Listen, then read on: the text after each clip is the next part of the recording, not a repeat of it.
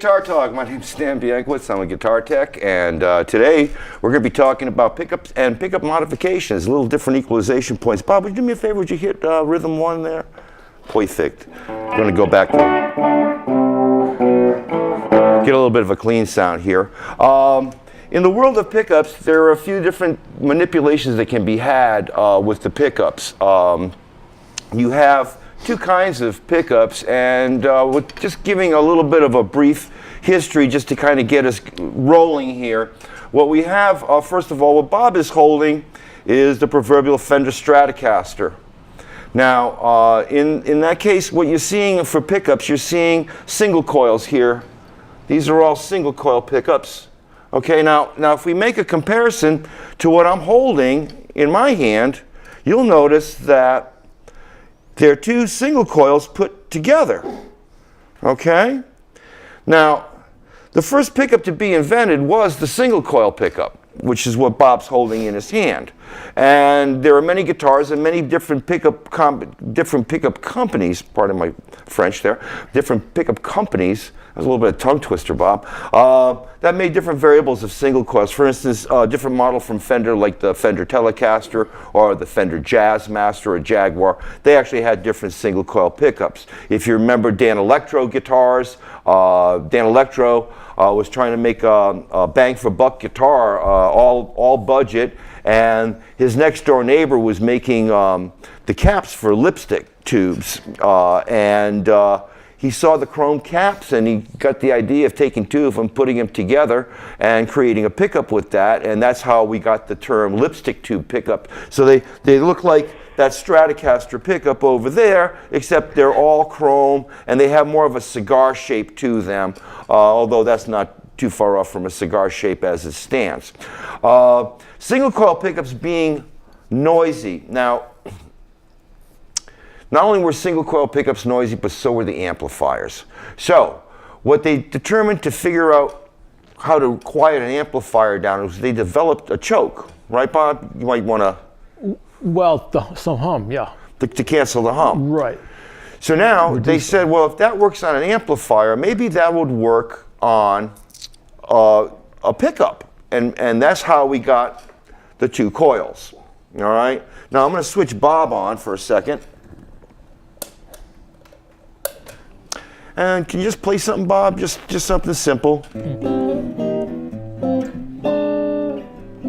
I'll go to the neck pickup by itself. Neck pickup? Yeah. Now, would you just hold one, strum a chord and just hold it?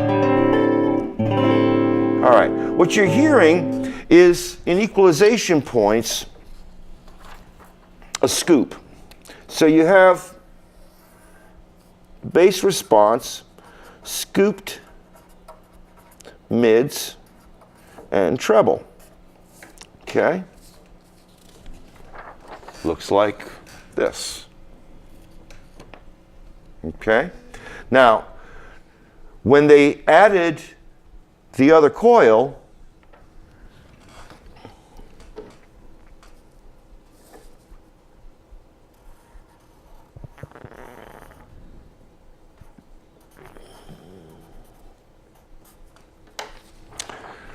they got the reverse molar. As you can see, this way it'll look like a molar. See? Oops, went over there. There we go. So that little mid-range that we have coming in over here is where we get overdrive. So there are different ways of controlling the equalization points of the guitar, and when we're talking about electric guitar, we have some variables, and those variables are determined by the pickups and the number of pickups and how those pickups respond as far as equalization is concerned. I'm going to show you another equalization point on an electric guitar.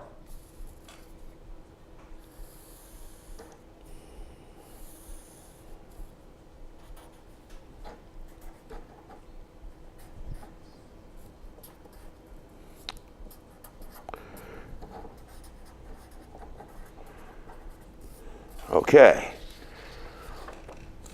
Can we see that? All right.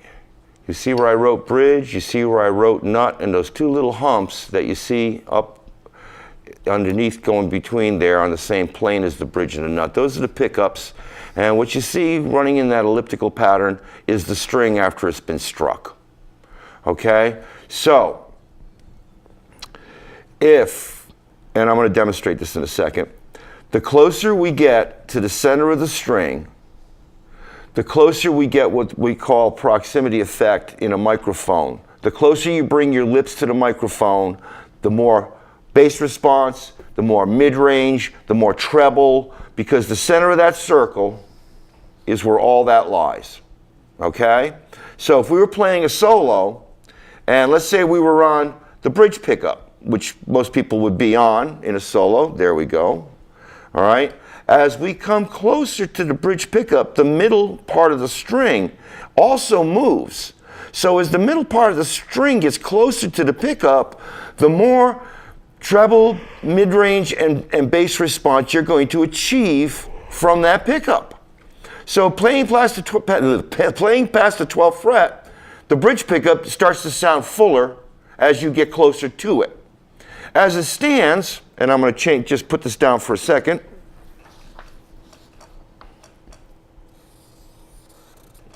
And all I'm drawing is a circle.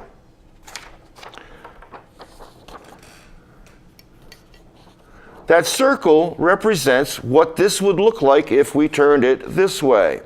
So, an elliptical pattern, the center of it is going to be a circle. And that's what the proximity effect is seeing. The center of that, so that circle as it moves, that's the center of the string. As that circle gets smaller, by going towards the bridge pickup, this is what the pickup's listening to. So if I strike the string, well, I have Bob on. Bob, strike a string. Just hit a string. An A string? Just any string. There you go. All right. So as I strike a string, I set this elliptical pattern in motion. By playing the open string, the halfway point's over here somewhere. So now, if I were to listen to the bridge pickup, I'd be hearing the circle that would be over here, which is much, much smaller than that circle. If I had a pickup up by the nut, I'd be hearing a circle as small as the bridge. Very tiny. Because the center of the elliptical pattern is where the circle is the largest. And when a circle is small, it spins very fast. That speed creates a lot of treble response. So, as we get up here, oops, I got you on. Let me turn myself on.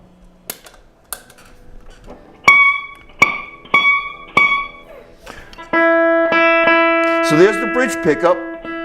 And you can hear how brighter it is because of where it sits. Now here's the neck pickup. Did you hear the warmth change? It's all because of where it's positioned. And many times pickups are also not only positioned, they're positioned in a specific place called a node. So if we were to subdivide the scale length and subdivide the string, there would be what they call nodes.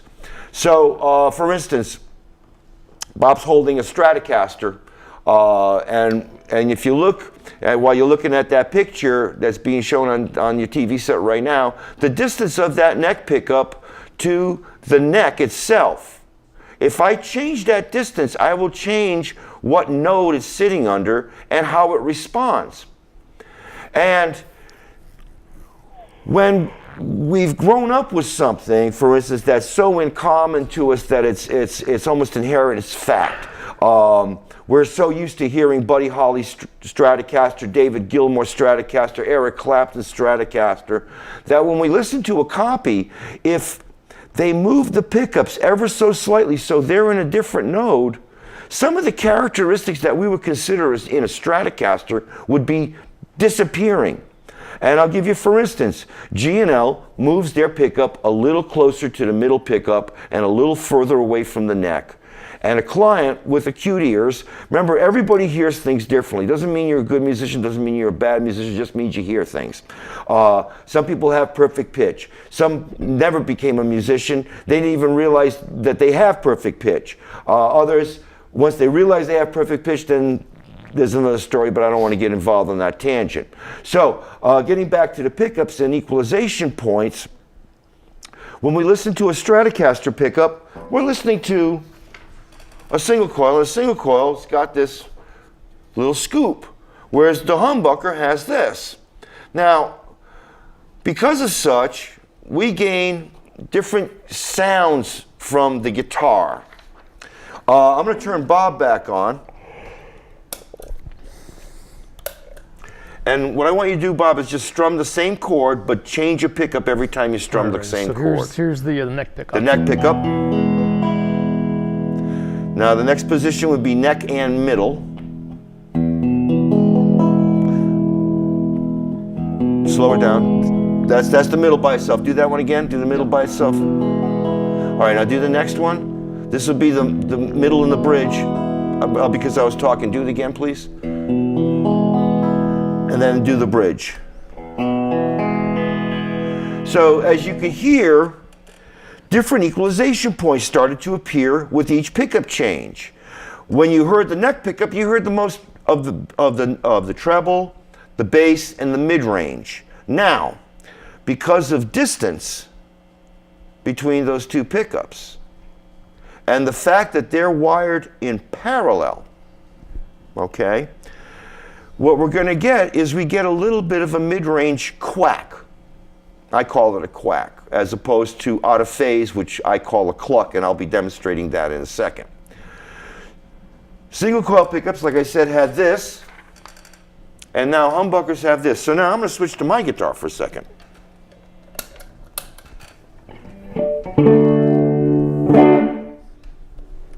So now you're listening to the neck pickup. Now, you can hear how much equalization has changed because, one, I haven't changed any of the settings on the amplifier. I'm trying to keep them stable. Now, they may not be everybody's favorite setting, and to be honest with you, I think I would be rechanging the humbucker a little bit if I were playing through this amp. But nonetheless, I want you to hear the differences between single coils and humbuckers and how they react and interact with different magnetisms, which create different overdrives and distortions. And the creamier distortion, the more magnetic you want the string, the more magnetic you want the pickup, and the more mid-range you want wound into the pickup.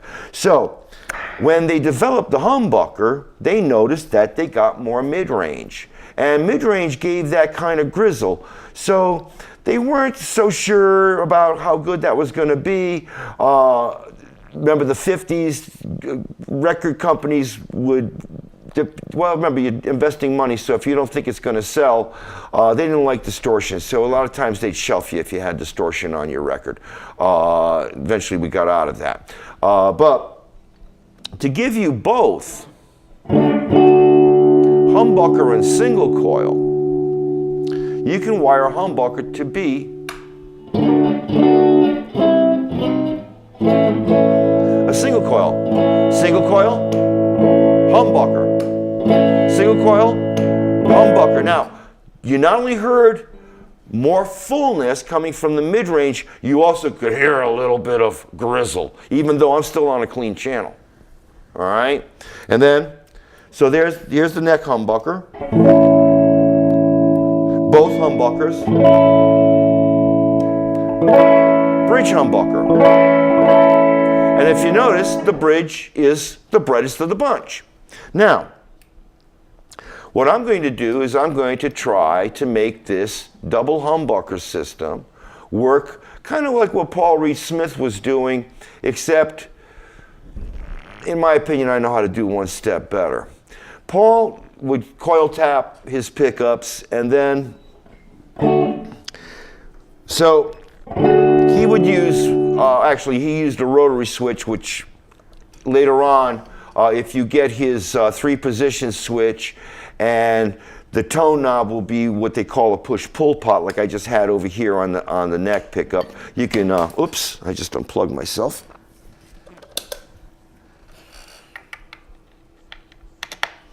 If we can get a picture of me here, again, I'm going to try to, you can lift this sucker up. If you notice, all are available. Okay? So, now, he would have single coils running. So I'm going to lift the volume of the neck pickup and make it a single coil. Humbucker, single coil. Now I'm going to go to the bridge, and I got 2 push-pull pods, so I can independently coil tap the pickups. Humbucker, single coil.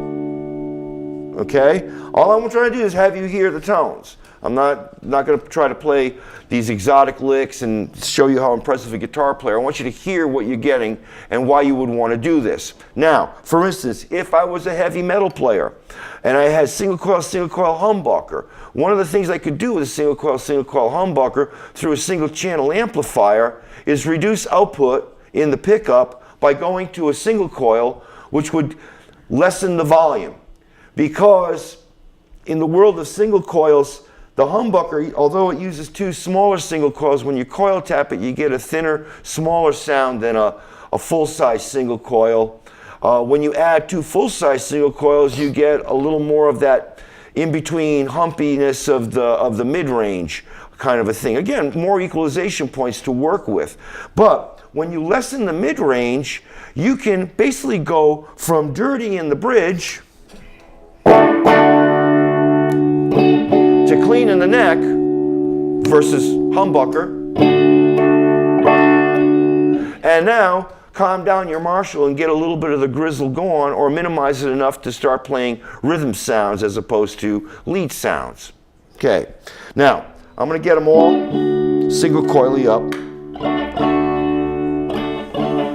And now what I'm going to do is I'm going to put them out of phase. And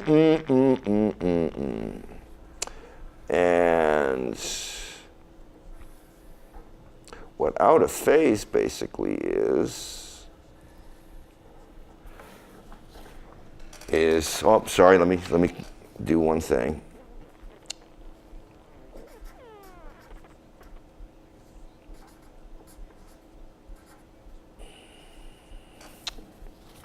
Here we go.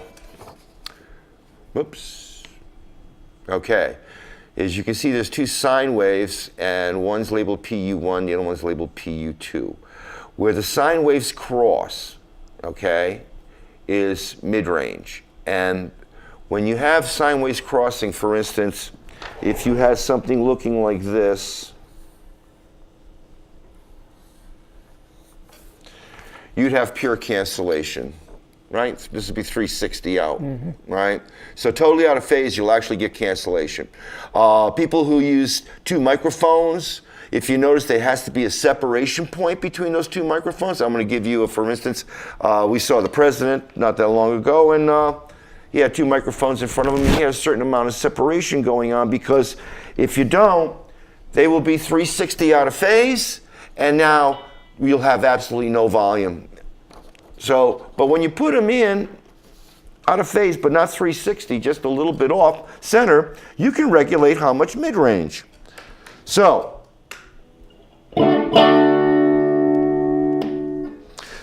here's 2 single coils in phase, or we could do the same thing with humbuckers. Here's 2 humbuckers in phase. Here's 2 humbuckers out of phase.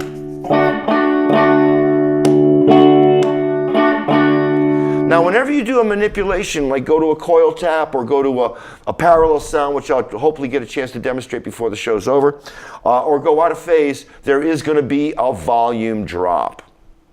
Now, someone who uses CoilTaps and out of phase, and one more sound that I don't have on this guitar, and that's both of these humbuckers on at the same time in series to make one huge 4 single coil humbucker, Bob. That's a mighty big humbucker. And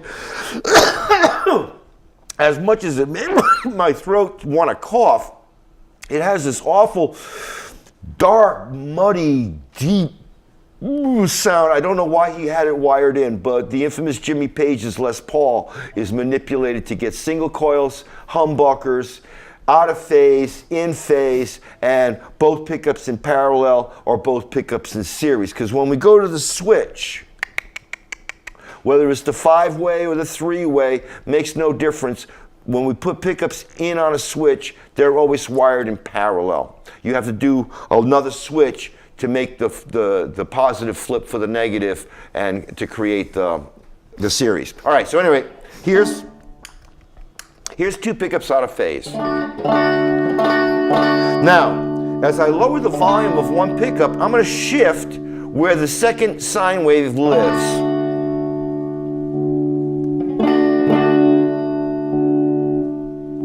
I think that's obvious.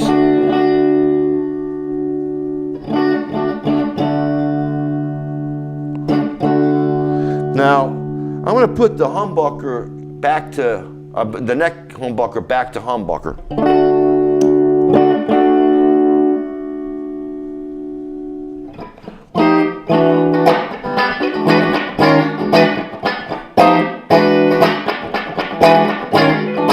So you can see, I can start manipulating Strat sounds with two humbuckers, just like Paul Reed Smith said.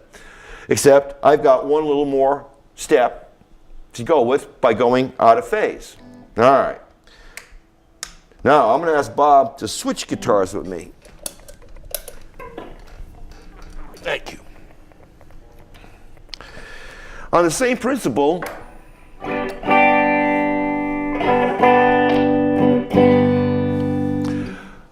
we can take, which my handsome partner came up with, and if you check into the new Fender line, there's S1 switching. I think it's the S1 switching system where the volume has a little push button, and they do some similar manipulations. And what they're doing is they take a 5-way switch that's not the standard 5-way switch. The standard 5-way switch has what they would call two wafers. The two wafers, the big one has 4 wafers. So what he did was he created two switches here by manipulating a push-pull here. And in one position, it's a standard Stratocaster. Neck pickup, neck and middle, middle pickup, middle and bridge, bridge pickup. But now, when I pull up, I have these two in series, or quote unquote humbucker. Okay? Then, next position is a redundancy of the neck pickup by itself. Middle position on the switch is all 3 pickups in parallel. Kind of gives you a little bit of that country western.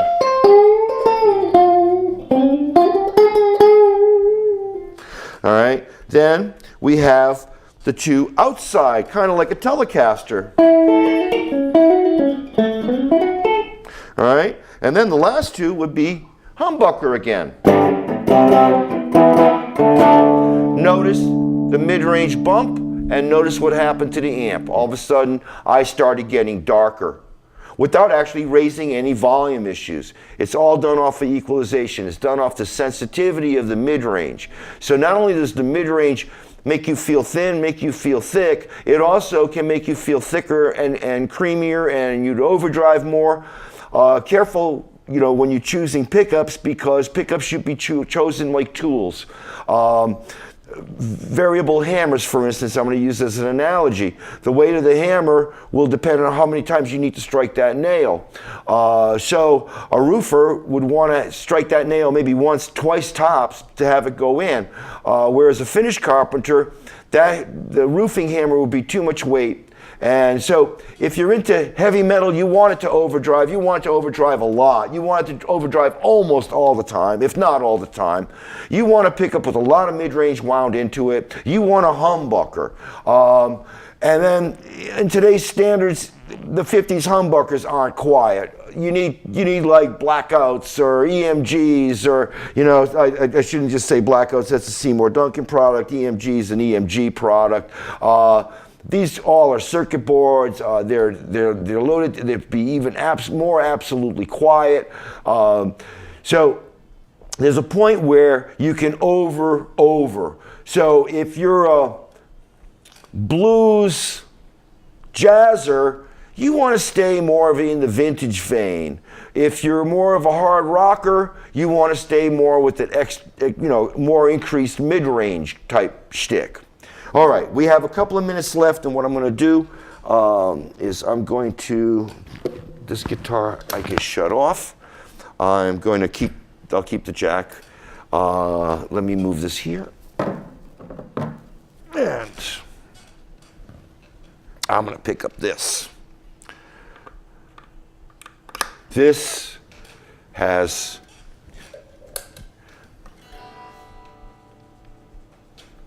if I get it to work, what did I do? Oh.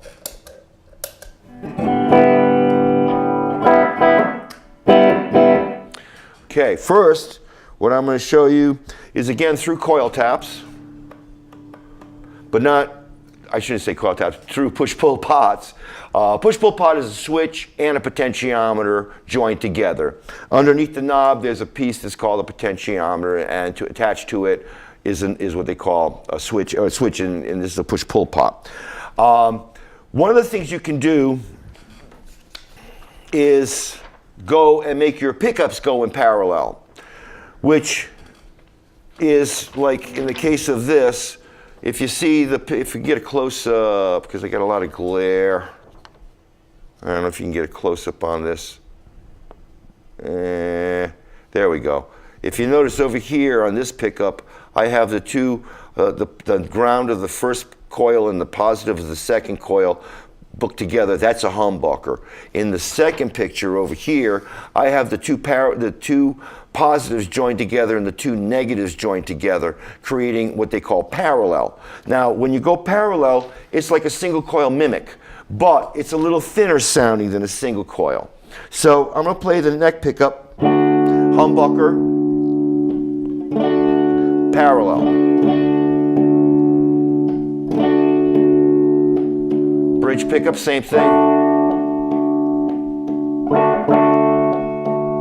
Now, since we're running out of time, I'm going to go through this real quick. What you see here is a veritone. But there's two kinds of rotary switches. There's the rotary switch that you change in pickups, like Paul Reed Smith, or there's a rotary like B.B. King's guitar, which takes you through a bunch of different capacitors. So what I'm going to do is I'm going to turn the tone knob all the way down.